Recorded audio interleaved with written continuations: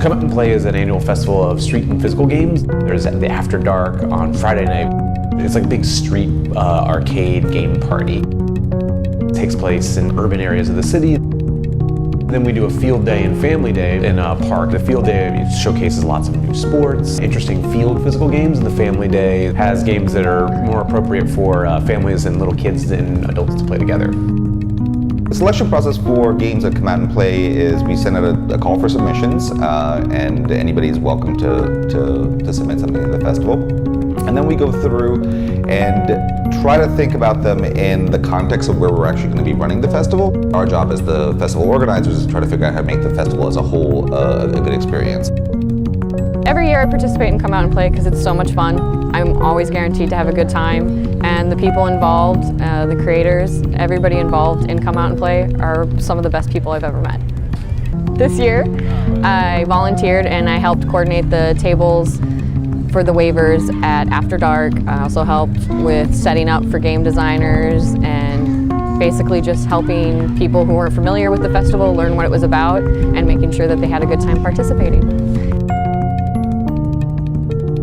Rainbow Disco is a record player board game. The way it's played is you have a record player that's playing, you have it to a kind of faster speed so the music's a bit quirky, and you take turns placing pieces onto the record player as it spins. Any pieces that fall off during your turn count as points against you, and once you reach 7 points, you're out of the game. And then it's just, you play until the last person standing.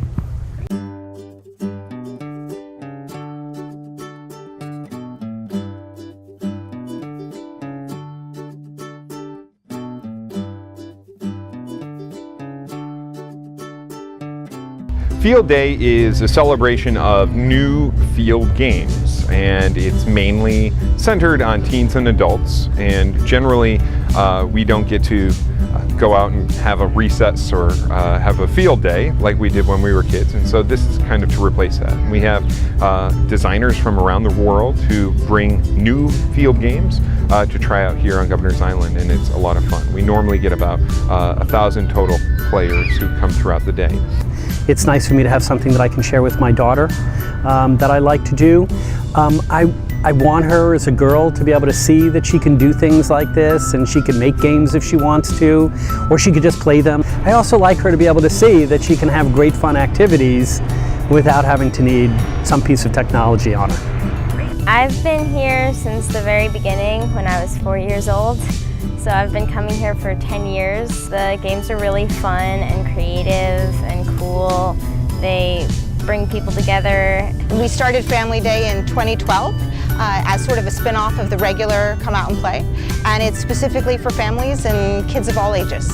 And we have games and lots of fun activities. And more than the games, everything is packaged together in a really fun time travel experience. So when people show up, they think they're coming to Family Day, but they discover that they're actually coming to Just in Time's time travel agency. For Field Day and Family Day on Governor's Island, I'm presenting my first game ever for Come Out and Play. It's live action Angry Birds, where the participants get to slingshot little foam Angry Birds towards a bunch of boxes trying to knock down the pigs. It's basically the app brought to life. We're the Collins family from Brooklyn, and we came today to do some bicycling and really for Come Out and Play. I think we can all agree that this was a lot more crazy and wacky and aggressive than we expected.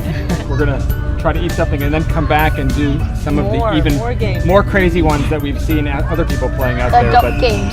It's one thing to play test it with your friends and your coworkers, and you know they're going to be helpful and they're going to give you positive feedback or negative feedback, but it's very different to see someone of you who you've never met before and they're having a great day and like enjoying having a lot of fun because they're playing something that you created. And that's always a really big, a really strong memory for me.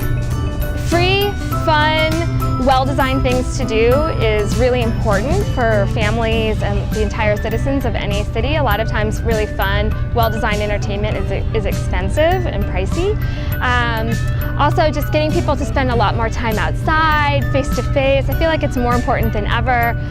good opportunity to put down like all of your devices and just connect in the real world, and maybe even use some of the skills that you've developed through those technological devices, but being able to apply them with like face-to-face and eye contact and just using your body. I think it's super duper important. Come Out and Play really is a labor of love for everyone who does it, and it's interesting to watch it change over time. It is about that community and being like incredibly sort of appreciative that community exists. Every year I'm like, I can't believe people all come and do this. Everyone puts in all the sweat and time to do this. It's sort of again a testament to the festival that everyone finds their own value in that, and that's really exciting.